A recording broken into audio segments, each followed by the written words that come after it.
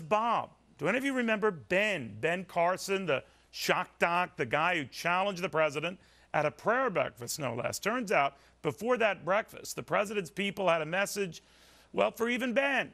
Sounds more like a warning, Ben. Dr. Carson, good to have you back on. What were they saying? Well, I don't know that I got any threats from them. Certainly, I got messages from the committee that they would prefer that I not say anything that would be construed as, you know, nasty or offensive to the president. So in other words, this being a prayer breakfast, it was not the place to be overtly political, and so they thought in this venue, whatever differences you might have had with the president from your vantage point as a top surgeon and the like, that was not the venue for it. And that was their feeling. That was not necessarily my feeling. You know, I felt the prayer breakfast is a perfect place to sort of diagnose the spiritual condition of the country and to deal with some of the issues that so many people are feeling very frightened about. And in fact, since the prayer breakfast, the amount of messages, the mail that I've gotten, every place I've gone, people come up and they're just so enthusiastic, they're so happy about what's going on, and feeling like maybe they have hope again.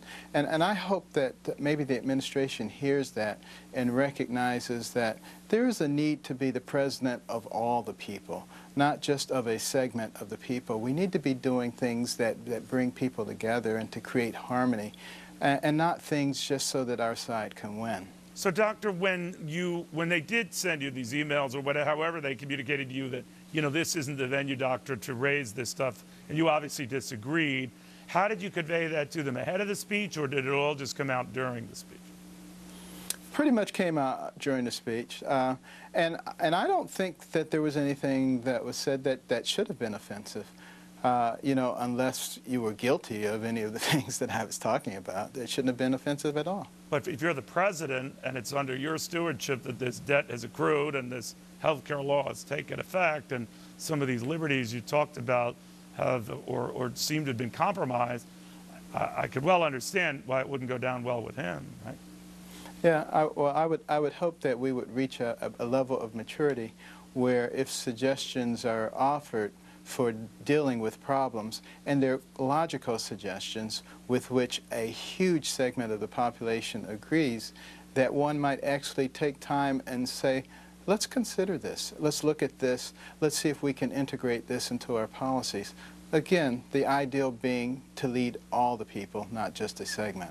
Doctor, while I have you here, in an interview with our Chris Wallace, Mitt Romney, the former Republican presidential candidate, had said regarding health care that he didn't grasp or appreciate the dimensions to which average Americans, I think by inference he was saying lower-income Americans and minorities, were for it and embraced it and endorsed it and really strongly liked it, and that he just didn't sense the magnitude of that support. So in your position, what do you think of what he was saying and what he's admitting to now, that this healthcare law and some of this government intrusion, however you want to define it, is liked by a whole bunch of folks, more than Republicans seem to appreciate? Well, and I understand why they like it, because your health care is the most important thing you have, and it's frightening when you think it might be threatened. But the fact of the matter is, there are ways that we can offer that health care to people at a much cheaper price, and actually better health care and better relationships between their doctors. And I think we really need to put this thing back on the table and discuss it, because what we're doing now is creating a situation where employers are dumping people or cutting back their hours so that they don't have to pay these extreme costs. This is not working out the way it was supposed to. It would be okay to simply say, you know, this is not quite what we anticipated. Can we go back to the drawing board? And maybe this time, let's really be transparent. Maybe let's really get everybody involved in the discussion. I think it would make a big difference. You know, I did get called by the administration a couple of times during the debate. And the first time, you know, we were having a good discussion, and then I indicated that I was an independent, so that was pretty much it.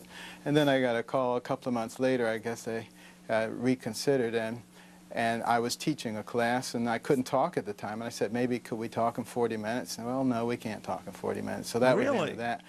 And I told David Axelrod about those two incidents, and he told me that there were probably some less than mature people who were involved, and certainly I shouldn't judge the administration based on those encounters. Well, he might be right, but let me ask you, post your speech and your remarks, which everyone sort of said, in political communities on the left or right, were fiery and hot. I listened to them all. They were very reasoned, cogent, very calm. You weren't histrionic in the slightest. You just called into question where we as a country are going, what our government is doing, this healthcare thing and how it's evolving. Post those remarks, Doctor, besides all these folks who want you to run for president, have you ever heard from the president or any of his people or said, you'd be good to come back to and let's look at how we implement this and things that we avoid, or any of that? No, there has been no communication whatsoever. How do you feel about that? And I guess, that doesn't surprise me. But I'm looking for a time when we as a nation do have the ability to sit down and discuss things reasonably together. Because if we put all of our objectives on the table and use all of our knowledge, I'm certain that we can come to some very reasonable solutions that everybody would grasp. And we don't have to have this win or lose mentality. A lot of people say it's too late for that. It seems late, but I'm an eternal optimist, and I think we can turn it around. And certainly the enthusiasm of people that I encounter is just unbelievable. All right. Dr. Ben Carson, Johns Hopkins, the Director of Pediatric Neurosurgery at Johns Hopkins. Thank you very much. We'll keep track of that, keep track of what's going all around the country. So far, so good.